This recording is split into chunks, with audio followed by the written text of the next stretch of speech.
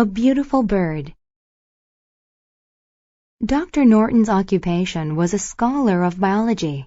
He learned about all animals on a daily basis.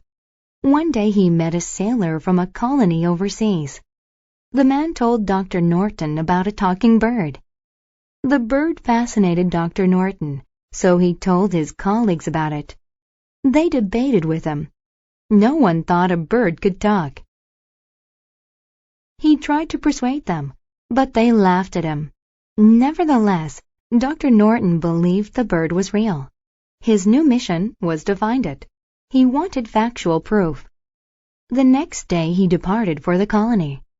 The sailor he had met told him to look for a man named Jai, who would be able to help him in his search.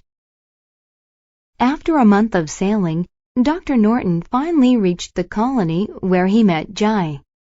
"I can take you to where it lives. It lives by the volcano," Jai said. They left the next day. A week later, they arrived at the volcano.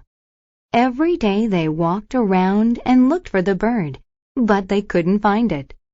After 1 month, Dr. Norton could not find the bird, and this depressed him. He decided to go home.